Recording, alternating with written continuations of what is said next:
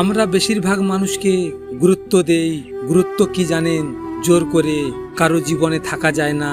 যে মানুষটি আপনাকে সত্যি চায়, সে হাজার ব্যস্ততার মাঝেও আপনার খোঁজ নেওয়ার জন্য ঠিকই সময় বের করে নেবে।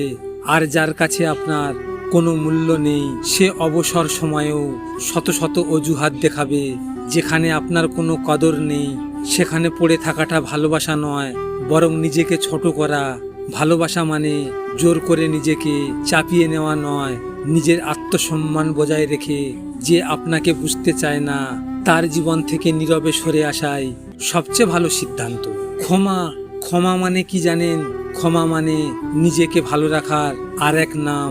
অনেক সময় আমরা এমন মানুষকে ক্ষমা করে দেই যারা হয়তো ক্ষমার যোগ্যই নয়। এটা আমরা তাদের ভালোবেসে করি না, বরং করি নিজের মানসিক শান্তির জন্য। মনের ভিতর ক্ষোভ আর কষ্ট পুষে রাখলে দিন শেষে যন্ত্রণাটা নিজেরই বাড়ে। কেউ ঠকালে বা কষ্ট দিলে তাকে নিজের জীবন থেকে দূরে সরিয়ে দিন। কষ্ট হবে ঠিকই, কিন্তু মনে কোনো রাগ জমিয়ে রাখবেন না। জীবন খুব ছোট, এখানে ঘৃণার বোঝা বয়ে বেড়ানোর চেয়ে হাসি মুখে এড়িয়ে যাওয়াটাই সবচেয়ে বড় জয়। প্রশংসা কি? প্রশংসা একটা অদ্ভুত জিনিস, কষ্টের চেয়েও বড়। কারণ আমরা জীবনে সবচেয়ে বেশি কষ্ট পাই নিজের তৈরি করা প্রশংসার কারণে। কাউকে নিজের চেয়েও বেশি ভালোবাসলে তার কাছ থেকেও আমরা ঠিক তেমনটাই আশা করি।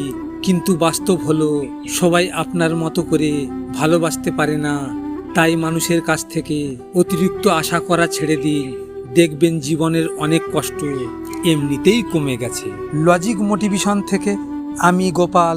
যদি আপনাদের সাথে এমন ঘটনা ঘটে থাকে, তাহলে মন খারাপ করে বসে থেকো না। মনে রেখো, সময়ের সাথে সাথে সব কিছু বদলে যায়। ভিডিওটি শেয়ার করো তোমার প্রিয় মানুষের সাথে।